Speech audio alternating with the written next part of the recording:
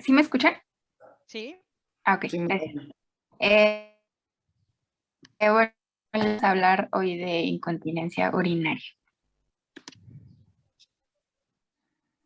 Y bueno, el Comité de Consenso sobre Trastornos del Piso Pélvico define a esa incontinencia a secas. La que sigue, por favor. Ella es un poquito cortada. Sí, es que mi internet está un poco mal. ¿Ya me A escuchan ver, un ahí poco te mejor? oyes mejor. Ok, me avisan, por favor. En los factores asociados, pues tenemos al sexo, en donde es muchísimo más frecuente en mujeres, pero hay que tener en cuenta que antes de los 60 años es mucho más, es hasta 4 veces más probable que le dé a una mujer que a un hombre, pero después de los 60 años solamente es 2 veces más probable que le dé a una mujer, entonces pues va a ir aumentando el riesgo en los hombres a partir de los 60 años. La edad también es un factor de riesgo, pues obviamente mujeres u hombres de mayor edad tienen mayor probabilidad de padecer esto. También un factor de edad, ya que hay como una sobrecarga en este piso pélvico. También traumatismos asociados al parto y se habla también de un componente genético. Aquí pues puede haber anormalidades en los componentes musculares o en la inervación del piso pélvico o en el tejido conjuntivo de esta región.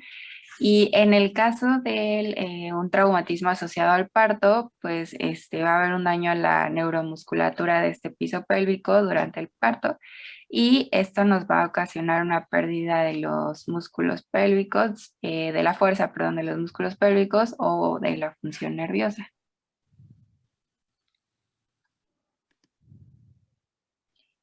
Ok, y bueno, dentro de su clasificación vamos a tener pues varios tipos de incontinencia y comenzando con la incontinencia urinaria de esfuerzo y bueno, por sus siglas abreviadas SUI, va a ser literalmente cuando se realiza un esfuerzo físico, ya sea por ejemplo toser o estornudar, y esto debido a que la presión intraabdominal va a ser tanta que pues va a generar pues la salida de orina.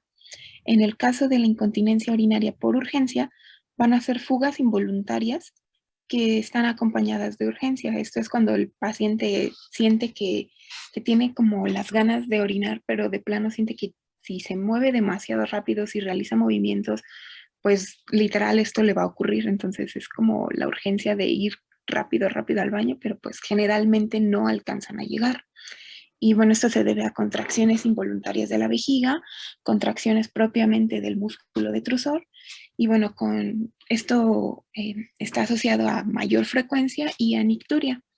Y por último, dentro de esta primera clasificación vamos a tener lo que es la incontinencia mixta, que como tal pues es una mezcla de la sintomatología de la incontinencia de urgencia con la incontinencia por esfuerzo.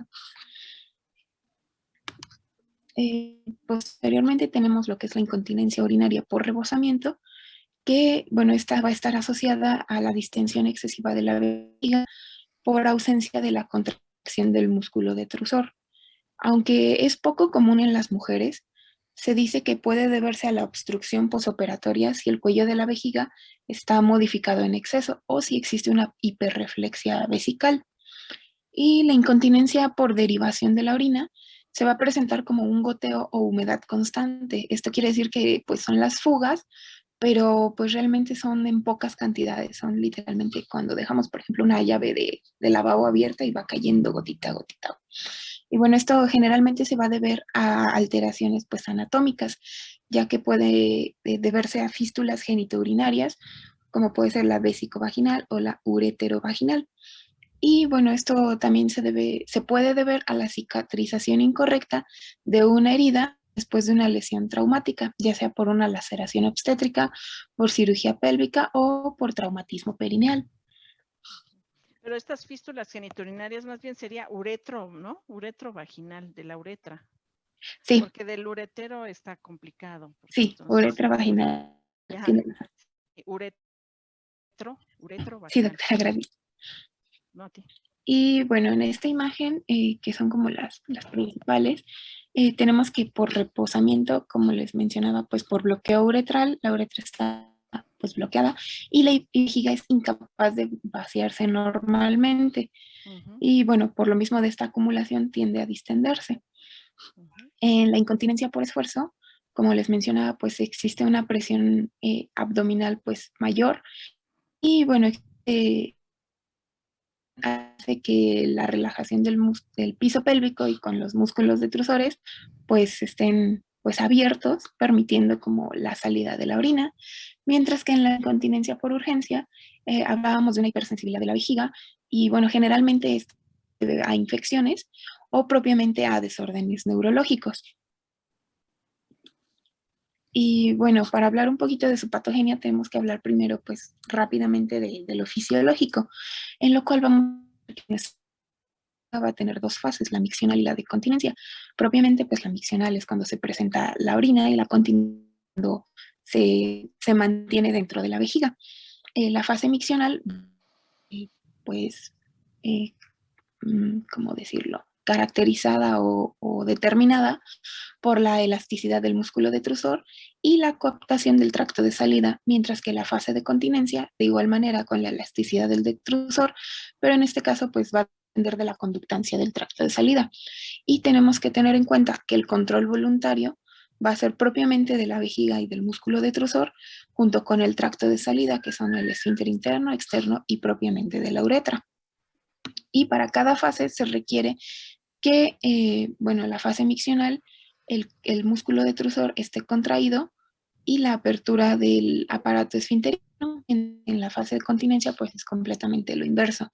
Vamos a tener una ausencia de las contracciones, la acomodación de estos músculos va a estar correcta y el cierre de los esfínteres pues va a tener que estar activo para evitar pues la salida de orina. Y bueno, hablando ya un poco de su patogenia, vamos a tener que, bueno, va a haber diferentes causas, entre ellas va a ser la alteración intrínseca de los esfínteres, ya sea por alteraciones anatómicas debidas a cirugías o otros tratamientos, como puede ser la radioterapia, y las alteraciones funcionales, como les mencionaba, lesiones neurológicas, y bueno, las incontinencias originadas propiamente del detrusor, ya sea por una hiperactividad del mismo o alteraciones en la acomodación.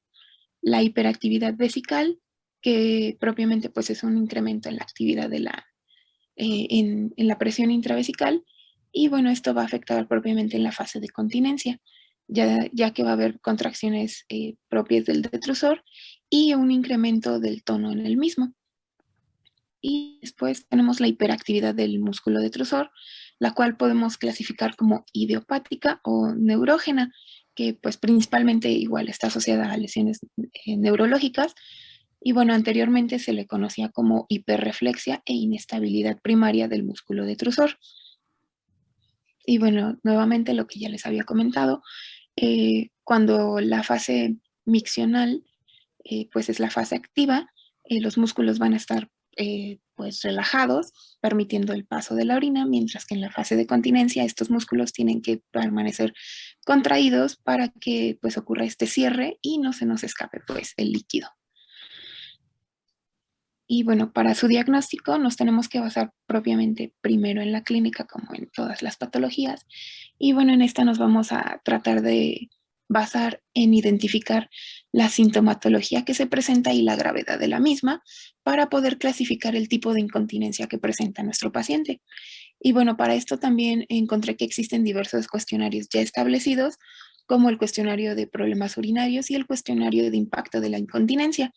Y bueno, esta tablita la saqué de Cherney, que propiamente te da como una orientación hacia lo que le puedes preguntar a tu paciente, como si hablábamos de una incontinencia por esfuerzo, le podemos preguntar si el paciente presenta pues fuga de orina al momento de toser, estornudar, reírse o incluso cuando la persona puede tener estas fugas cuando, no sé, cuando se agacha o por ejemplo cuando hace una sentadilla o algo similar. Eh, ¿Qué más? Bueno, ¿con qué frecuencia tiende a orinar tanto en el día como en la noche? Si en la noche se duerme y se tiene que despertar para ir a orinar, o si estaba, no sé, dormida y de repente despertó y ya tuvo una fuga. Bueno, también en el caso de las relaciones sexuales y al momento de tener relaciones, también presenta estas fugas. O, por ejemplo, si utiliza ciertas almohadillas o protectores y si los moja y con cuánta cantidad, cuánto cree ella que lo moja. Si tiene dolores al orinar también. O igual si tiene estas fugas sin tener como la necesidad o la sensación de que necesita ir al baño. Ujú. En cuanto a la exploración física, de igual manera, pues una exploración ginecológica y neurológica general, por lo que les comento de que también puede haber una como afección neurológica que nos puede causar esta patología, ya sea por anomalías anatómicas, si hay presencia de flujo, si hay sensibilidad o dolor uretral.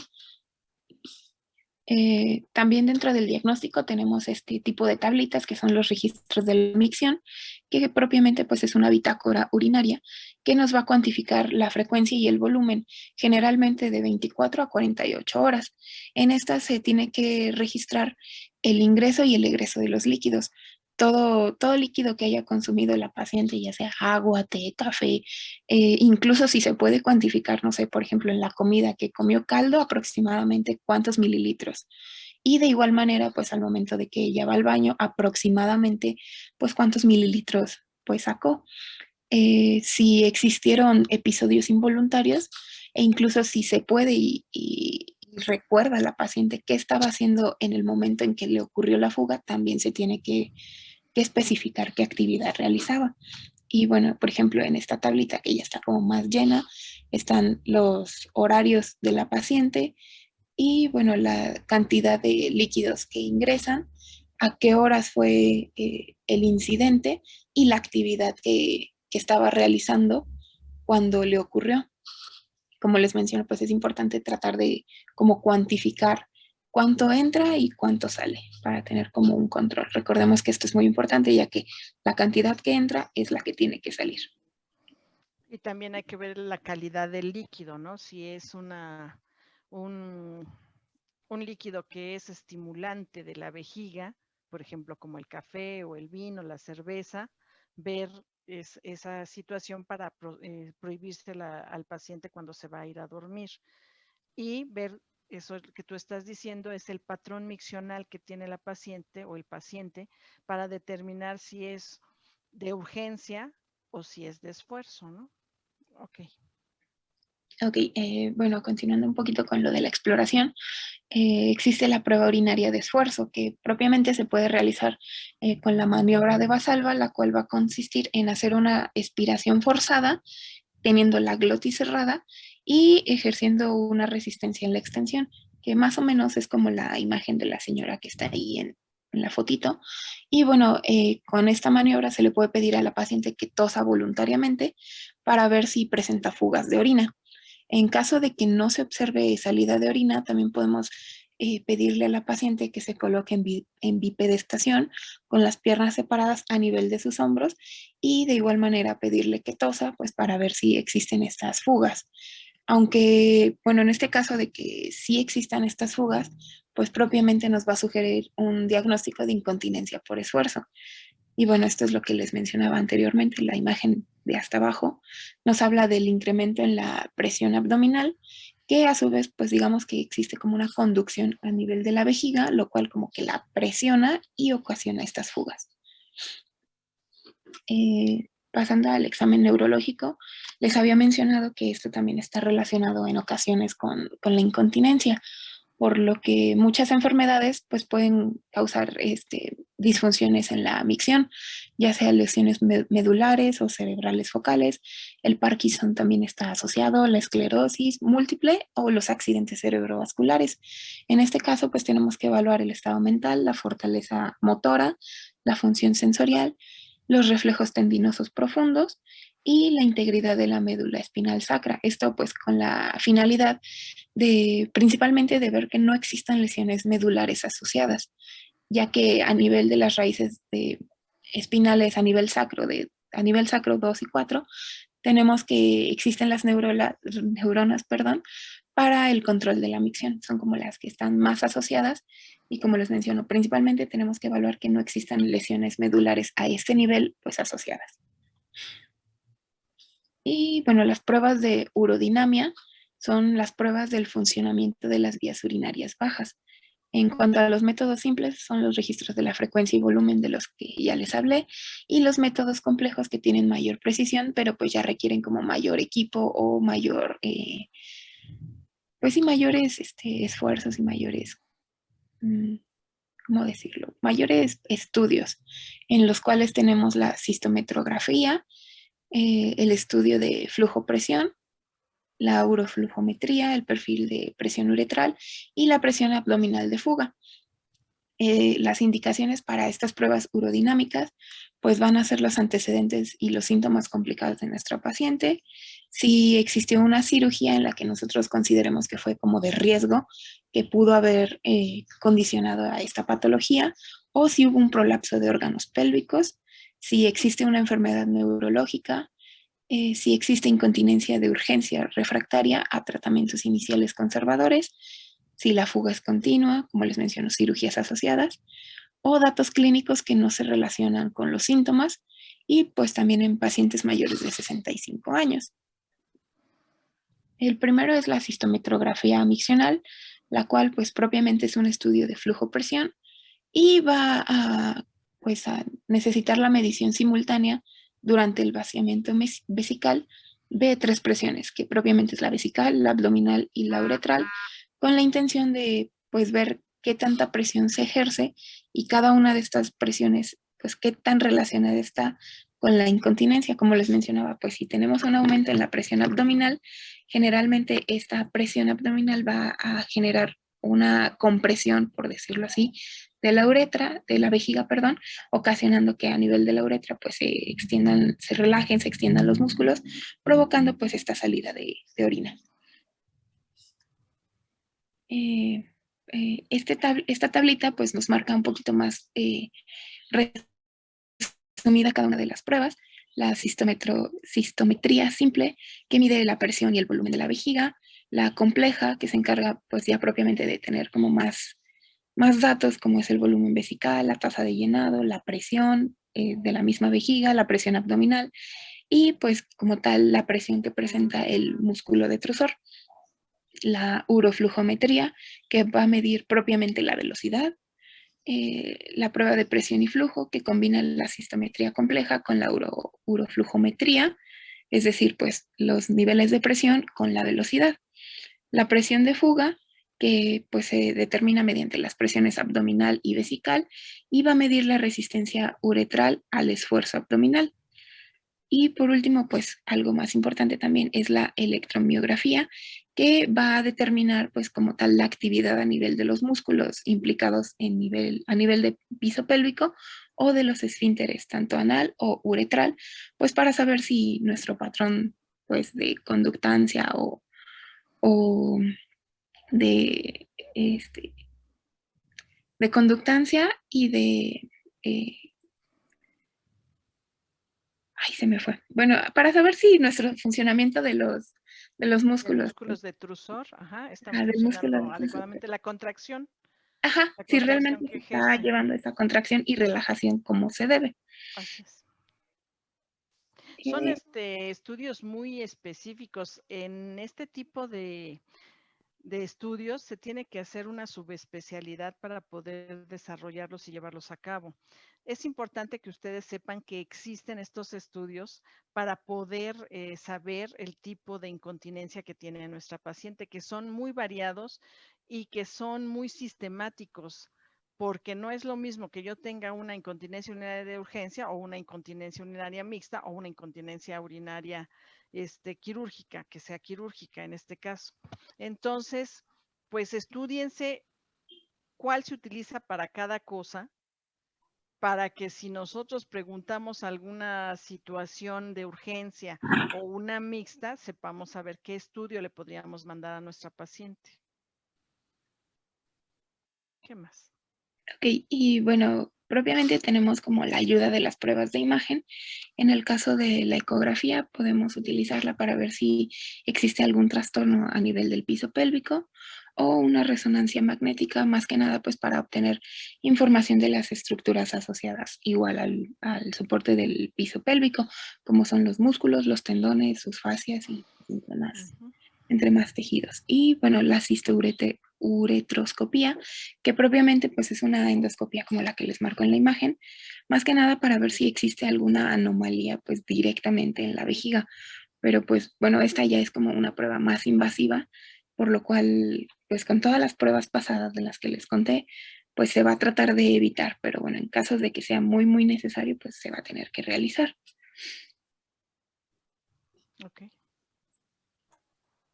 Y bueno, ya para terminar este tema, vámonos al tratamiento que pues es bastante variado y para cada una de las incontinencias pues tiene un tratamiento como específico, ¿no? Entonces, empezando por el tratamiento de incontinencia por esfuerzo, tenemos tratamientos no quirúrgicos y tratamientos quirúrgicos. Vamos a empezar con los no quirúrgicos. Y lo que siempre con lo que se va a iniciar siempre es una terapia conductual, un tratamiento para quitar factores que nos estén causando esta incontinencia o que nos la estén propiciando. Ujú.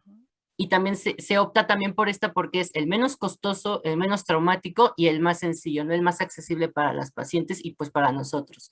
¿Y qué entra dentro de estas medidas conductuales? Pues disminuir el consumo de cafeína, porque propicia pues la micción, disminuir el consumo de alcohol o el consumo de tabaco, intentar la restricción de líquidos si es que no hay una enfermedad renal o cardiovascular asociada, fortalecimiento de los músculos pélvicos, entrenamiento vesical y en el caso de la incontinencia por esfuerzo, mencionan los libros farmacológico también con uso de anticolinérgicos. Sin embargo, la guía de práctica clínica, si ustedes se van al tratamiento farmacológico de la incontinencia urinaria de esfuerzo, vienen muchos fármacos, que epinefrina, que duloxetina, etcétera, pero todos nos dicen que no se han encontrado suficientes evidencias, por lo menos en esta de esfuerzo, para la incontinencia, para este tipo de incontinencia. Sin embargo, sí se utilizan mucho los anticolinérgicos en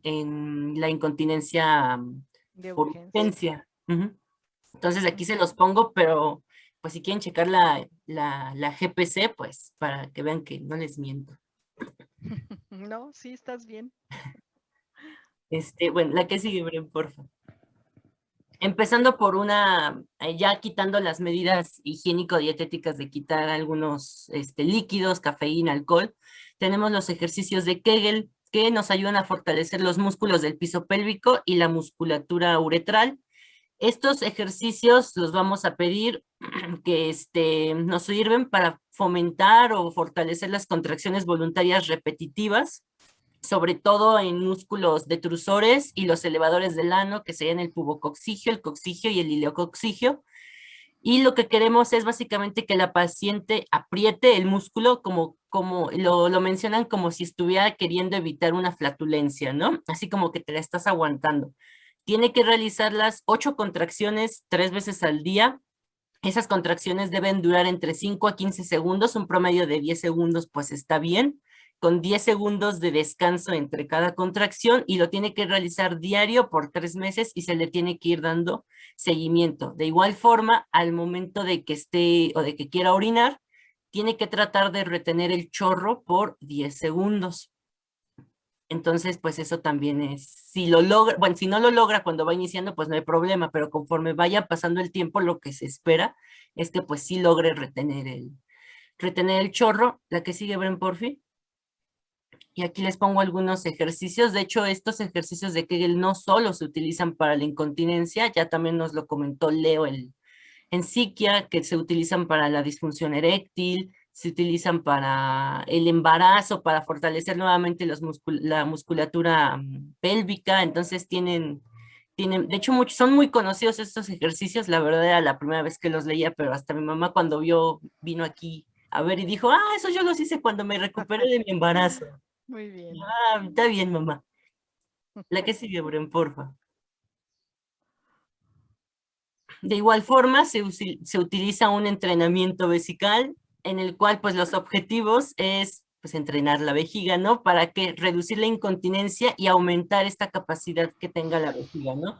Este entrenamiento debe durar como mínimo 6 meses y si se hace adecuadamente, debe de incrementar paulatinamente el intervalo entre micciones. Si inició con un intervalo entre micciones de 20 minutos entre micción, lo que se espera es llegar, o el objetivo ideal sería que a los 6 meses ya tenga micciones que tengan de tiempo entre 3 a 4 horas. Y nuevamente les pongo aquí lo que se le conoce como el diario vesical, en el cual pues se anota si su micción fue normal, fue poquita, fue mucha, fue lo normal, cuánto orinó, si tuvo episodios de urgencia donde pues tuvo goteos o de plano no llegó a esas 3 horas o al tiempo meta que era. Entonces todo eso se tiene que ir anotando en este diario vesical.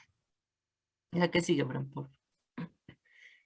Después tenemos los pesarios. De aquí, pues son dispositivos intravaginales o pesarios para corregir los déficits anatómicos. Sin embargo, vi que se utilizan más para prolapso de órganos pélvicos.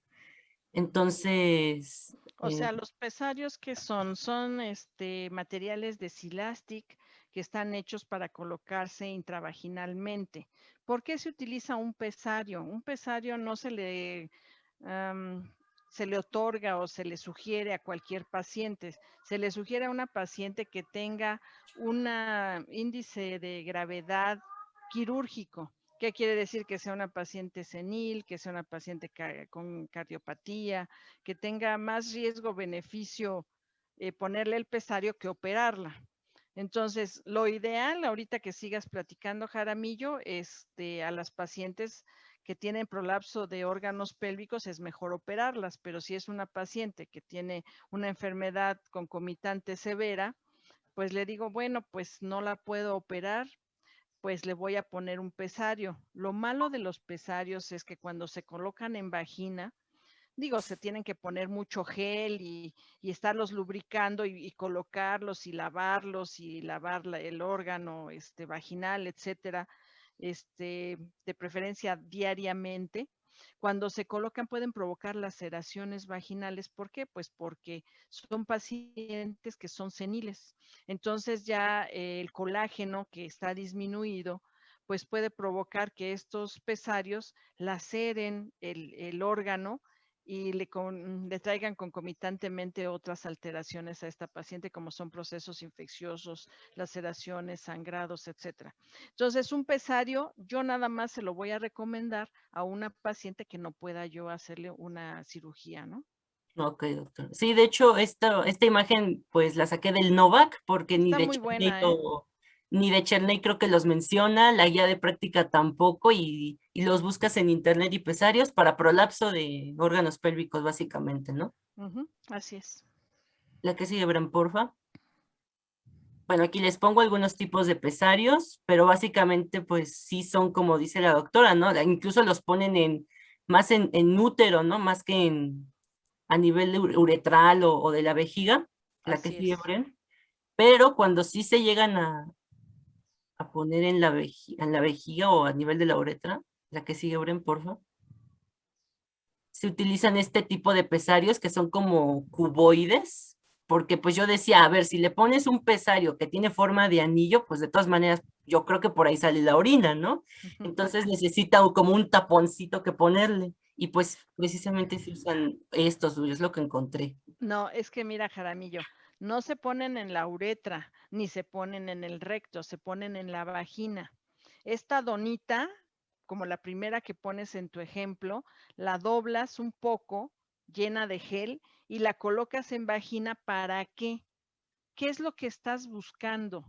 Corregir primero el descenso seguramente uterino, ¿no? Ya se le cayó el útero a la paciente, se le salió, se le prolapsó, y entonces con esta donita tú lo empujas, este cuello uterino, y entonces metes el útero que está prolapsado. ¿Y qué más vas a estar corrigiendo?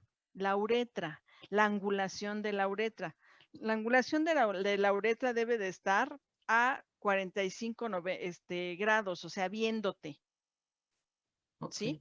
Entonces, cuando metes este pesario, haces que la vejiga corrija la angulación que está caída, está hacia abajo, está viendo hacia abajo, entonces debe mirarte.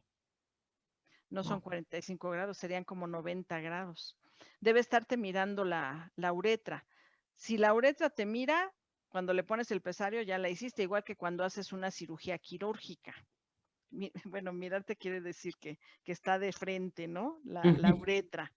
Pero si está hacia abajo, viendo hacia abajo, que está caída la angulación, entonces por eso está fugando también, perdió la anatomía y está fugando la orina. Entonces el pesario me va a hacer que le pueda yo meter ese útero prolapsado y que le corrija la angulación de la uretra.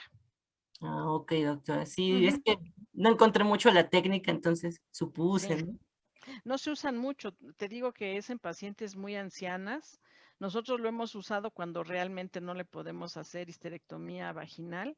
Entonces, pues ni modo, no nos queda de otro, lo usamos porque desgraciadamente la paciente se infecta, se lacera, huele mal. Son muy convenientes, pero pues para que la paciente no esté fugando la orina, es como un tipo de necesidad de utilizarlos. Ok, doctora, gracias. De nada. Ya que sigue, Bren, porfa. Y bueno, está ese cubito fenestrado y había un cubito sin fenestraciones. La que sigue, Bren, porfa. Ahí está el sin fenestraciones. La que sigue, Bren. Y bueno, sin todas esas medidas, el entrenamiento vesical falló, el fortalecimiento con los ejercicios de Kegel también, el farmacológico que hemos estado probando tampoco, y las higiénico-dietéticas tampoco, pues nos vamos por las medidas quirúrgicas, que se utilizan en incontinencia moderada a grave o aquella pues en la que ya les dije, ahí falla el tratamiento. Tiene un éxito del 65 al 90%, y bueno, estas son algunas de los procesos quirúrgicos que se utilizan: la uretropexia retropúbica abdominal, que hay de dos tipos principalmente, sería la Burch, que es la abierta o la paroscópica, y la Marshall-Marchetti-Krantz, que ahorita las vamos a comentar rápidamente. Los cabestrillos suburetrales, o los van a encontrar también como cabestrillos sling, los cabestrillos mesouretrales, una inyección transuretral y periuretral para aumentar el volumen vesical, y también se puede optar ya como por esfínteres artificiales. Ahorita los vamos a comentar. La que sigue, Bren, por favor. Entonces, empezamos por la colpopexia retropúbica abdominal o la tipo Burch. Este es como que el procedimiento más conocido, más común, en el cual pues básicamente se van el tercio distal de la vagina se va a unir al hueso pélvico. ¿Para qué? Para darle un soporte lateral a la uretra, porque pues la uretra no va a tener una fuerza. De hecho, aquí la vemos en la imagen de la derecha de arriba, vemos cómo están tomando partes de la vagina distal, la están comunicando por medio de suturas al hueso pélvico. ¿Y qué pasa con la uretra? Básicamente le está sirviendo como de soporte a la uretra, como un columpio, ¿no? Igual si la vemos aquí en esta imagen de en medio, vemos cómo está jalando nuevamente del tercio inferior de la vagina, jala la vagina pues hacia adelante por medio de las suturas unidas al hueso pélvico. Y por el ligamento de Cooper. Ajá, por Eso el es muy ligamento importante, de que los Ajá. ligamentos de Cooper te den el sostén junto con el hueso. Sí, de hecho, aquí esta partecita, tenemos la sínfisis del pubis y al ladito tenemos el ligamento de Cooper, ¿no? Y ahí es donde nos da también el soporte. Y le sirve como, pues, su colchoncito a la uretra para que esta, pues, tampoco esté todo el tiempo abierta y, pues, por ahí, pues, se esté saliendo, ¿no? Esa es básicamente la técnica de Burch. La que sigue, Bren, porfa. La que sigue, por favor, Brenda. Eso. Y este es el procedimiento de Marshall-Marchetti, que es básicamente es similar al Burch. Sin embargo, aquí las suturas se van a fijar al periósteo del hueso púbico, no al ligamento de Cooper. Y esa es básicamente la única diferencia, ¿no? En el de Burch, al ligamento iliopectíneo o de Cooper, y aquí al periósteo del hueso púbico, y vemos cómo es básicamente el mismo procedimiento, un columpio, pero se va a unir un poquito más medial al periósteo, ¿no?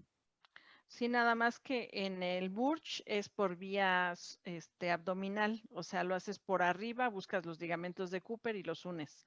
Y en el del Marshall McKenty Krantz ya no se utiliza, es una técnica que ya casi nadie la hacemos porque se vio que no daba mucho éxito en la cirugía. Y esa se hace abdominal, o sea, abres a la paciente, a lo mejor le hiciste histerectomía, y la paciente refería que tenía incontinencia urinaria y entonces hacíamos el Marshall McKenty. Imagínate, yo lo hice cuando era residente y ya no se usa casi. Algunos puede ser que lo hagan a ver qué tanto éxito tienen. Si en un lapso de 6 meses no tienen suficiente éxito, a lo mejor a la paciente la puedes programar en otros 6 meses más, o sea, al año, y hacerle una cirugía que tenga más porcentaje de éxito. Sí, de hecho, pues si se van a los libros de cirugía de gineco, manejan el Burch como El la Burch es opción. el mejor.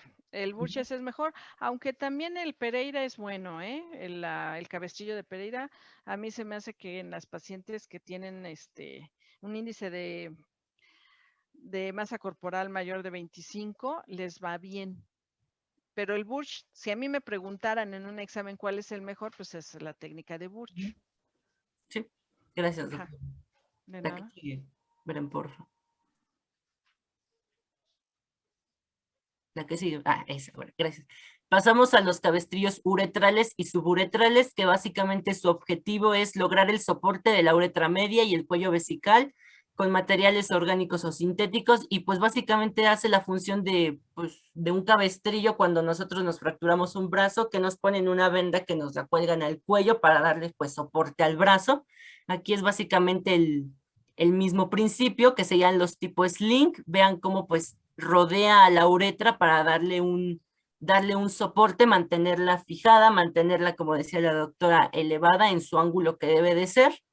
Y pues esto es lo que, el principio básico de los cabestrillos. Y pues valora la fascia pubovesical, y tenemos varios tipos, ¿no? Tenemos la de tensión, que es pues básicamente rodearlo y pues darle tensión a la uretra. Y también tenemos la que sigue, Bren, porfa, la siguiente foto. Tenemos que es el de libre tensión, en el que básicamente es una malla de monofilamento de polipropileno, en el cual es un poquito más medial. Vean la diferencia entre los tipos de cabestrillo. Uno por ahí entendí que era retropúbico, ¿Sí? que sería este de acá arriba, y después tenemos el tipo sling, que también jala a la uretra. Pero ahorita los cabestrillos son, como dice la doctora, pues también tienen muy buen resultado en caso de que pues optemos por no realizar un procedimiento tipo Burch. Creo que sigue, Bren, por favor. Este es el de libre tensión, que también pues le da soporte a la uretra, vemos, y ya. Tenemos también otros procedimientos que serían las inyecciones de aumento de volumen, que son pues agentes formadores de volumen transuretral o periuretral, en el cual pues le inyectamos en esta zona de la uretra, ya sea polidimetiloxano, hidroxiapatita cálcica o colágeno bovino tratado con glutaraldehído. Los últimos dos, la hidroxiapatita y el colágeno bovino, son ahorita como que los más usados. Y pues obviamente pues esto le va a doler. Antes de inyectarle estas soluciones, se le da anestesia con lidocaína al 2% en gel o en gel intraureteral o inyección transvaginal en tejidos periuretrales. Y bueno, esta analogía yo la vi como, no sé si se acuerdan cuando les comenté de los dilatadores higroscópicos, ¿no? En el cual pues se meten y se van inflando poco a poco. Pues aquí yo lo relacioné así un poquito, le inyectas y pues la uretra se va, los músculos, la zona transuretral o periuretral se va haciendo más grandecita, haciendo que el orificio uretral pues se vaya cerrando, ¿no? Son también, como tú lo dices, como una especie de colchoncito que se va haciendo para corregir la angulación de la uretra, y el esfínter. Ayudan a que el esfínter vesical cierre más fácilmente. Sí, aquí vemos cómo los van inyectando y aquí ya como ya pues cerró el esfínter, ¿no? Sí, súper bien. La que sigue, Bren, porfa. Nuevamente, pues que cierra y pues impide que la orina pase. La que sigue, Bren. Y tenemos los esfínteres artificiales, que básicamente el objetivo de estos es tratar la incontinencia urinaria, ya de tipos moderada o severo, y pues aquí me costó un poco de trabajo porque pues se mete todo un aparato como una bombita. De hecho, aquí les pongo los pasos. Se coloca alrededor del cuello vesical, se coloca un manguito relleno de suero, en el cual pues se va a conectar y básicamente su mecanismo es llevar un reservorio que se va a llenar con suero salino. De hecho, ponle la que sigue, Bren, porfa. Ahí está más. Ándale.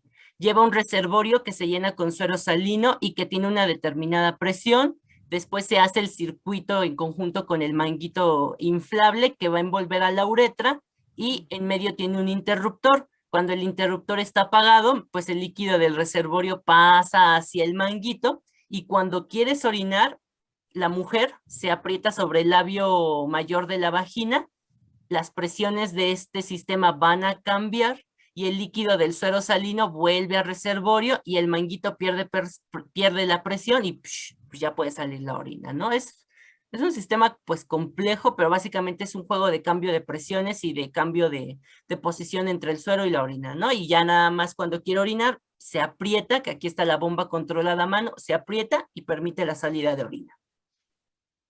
La que sigue, Bren, por favor. Y bueno, ese fue el tratamiento de la incontinencia por esfuerzo. En el caso de la incontinencia urinaria de urgencia, ya es más rápido. Tenemos la modificación nuevamente conductual y tratamiento médico, pues que son la primera terapia, las que ya hemos comentado, el entrenamiento vesical, la micción programada, los ejercicios de Kegel. Y aquí ya utilizamos el tratamiento farmacológico con muchísima mayor frecuencia, principalmente los antimuscarínicos o anticolinérgicos, que pues tienen un 70% de eficacia. Ahorita les menciono cuáles son esos fármacos. También se puede utilizar la neuromodulación sacra, que es una estimulación eléctrica que, como lo dijo Brenda, entre S2, S3 y S4 es donde más nos interesa, y aquí tenemos que se enfocan un poquito más en S3. Aquí, ¿qué pasa? Se conecta un electrodo a través de un cable por debajo de la piel a una maquinita como generadora de pulsos, de choques, en el cual pues le demanda descargas a S2, S3, S4 para que pues pueda orinar, ¿no? La que sigue, Bren, por favor. Y aquí está, pues, no sé si alcanzan a ver acá, a nivel de la espina ciática tenemos el electrodo en el cual uno pues nada más bueno, yo supongo, no sé, se toca, se aprieta como un botoncito y le manda descargas eléctricas a los nervios, ¿no? Son estimulaciones eléctricas a los nervios para que estén funcionando mejor. Okay. Pero ¿qué es lo que mejor le va a una paciente? Es lo que vas a decir ahorita. Eso es lo que debemos dejar claro, que el tratamiento para la incontinencia urinaria de esfuerzo siempre será quirúrgico y el tratamiento para la incontinencia urinaria de urgencia siempre será farmacológico. Sí, de hecho. Y aquí tenemos los fármacos de la incontinencia de urgencia. Y el que más se utiliza es la oxibutinina, ya sea en presentación de cloruro de oxibutinina o el Oros, también acá está, o la oxibutinina transdérmica. Son como que los más usados. En este caso, aquí les pongo las dosis. Y bueno, tenemos otras opciones como la tolterodina, el cloruro de trospio, solifenacino, pero pues básicamente el gold estándar o el que optamos, la oxibutinina. Siempre y cuando la paciente no tenga glaucoma. Es la única contraindicación de la oxibutinina. Ah, ok, que ya escucharon. Siempre cuando no tenga glaucoma. La que sigue, por favor. Aquí les pongo nuevamente la dosis, 5 miligramos vía oral cada 8 a 12 horas, caja con, bueno, esta es otra cosa, por tiempo por unos 2 meses, ¿no? La que sigue, por... ¿Qué? ¿La oxibutinina por 2 meses? Pues yo diría que no, ¿verdad? Pues es de urgencia, no, ¿cómo se la tienen que dejar, ¿no? Fíjate que tengo así una paciente, yo me acuerdo que me llegó. Bueno, me llegaron varias, se reajusta o le doy 12 miligramos diarios, vamos a ver, ¿no? Y entonces le di el tratamiento, pero la cité hasta en 2 meses. Y entonces llega y me dice, doctora, pues no me funcionó. ¿Cómo que no le funcionó? No, dice, pues me la dejé de tomar y otra vez tuve incontinencia. No, señora, esto es por el resto de su vida. Cuando la incontinencia urinaria ya se diagnostica, que sería en este caso de urgencia, el tratamiento se deja por el resto de la vida y nada más se van ajustando las dosis, ¿no? Ujú. Si le caen bien los parches, a lo mejor le dejo los parches de 9. Si le cae bien una Oros que sea de 12 miligramos diaria, pues le cae mejor. Porque a veces estás la tomando 5 miligramos cada 8 horas, no es tan cómodo. Pero sí, aquí lo importante es que el tratamiento que tú instaures y que tenga éxito en la paciente sea por el resto de su vida para que pueda llevar una vida social normal, porque no hemos hablado de eso, pero imagínate que tú estás trabajando, estás conviviendo, te invitan a algún lado y dejas la orina en el sillón o donde estaban ahí tus amigos, o que huelas a pipí todo el tiempo, eso verdaderamente lo social es horrible. O tuve una paciente que era una bailarina de ballet que no salía de su casa porque pues le había llegado la incontinencia de urgencia, no había ido a ningún médico, le empezamos a dar tratamiento y ya después pudo hacer su actividad que era bailar, ¿no? Ujú. Entonces, este problema social es muy grave, por eso es que estos tratamientos son muy buenos y aquí ya nada más te faltó lo que decías anteriormente de los estimulantes del sistema nervioso central, ¿no? Porque sí les ayuda, las mujeres se deprimen. Es que tú no sabes lo que es horrible que la mujer no pueda ir a una fiesta o ir a un grupo con sus amigas porque se le está saliendo la pipí. Ujú. Entonces eso las deprime mucho y utilizan fármacos para el sistema nervioso central junto con lo que tú estás diciendo. Ujú. Sí, Muy de bien, hecho. muy bien, Jaramillo, ¿qué más? Y finalmente tenemos el tratamiento de la incontinencia mixta, que como ya lo dijo Brenda, es una mezcla entre la de urgencia y la de esfuerzo. Y pues ya vimos, ¿no? La de esfuerzo quirúrgico y la de urgencia farmacológico. Entonces aquí tenemos que priorizar, preguntarle a la paciente cuáles son sus peores síntomas y priorizar sus síntomas en cuáles, como dice la doctora, tienen mayor impacto en su vida que los demás, porque sí, igualmente los libros decían, pues están trabajando y se orinan, se ríen y sale el chorro, ¿no? Entonces, pues, Ujú, eso no está tan bien, o a veces no pasa eso, simplemente a veces la prioridad es algo quirúrgico, ¿no? Pero en esos casos, pues sí, farmacológico. ¿Para qué? ¿Y para qué nos importa saber esto? Para desarrollar un mejor plan de manejo práctico.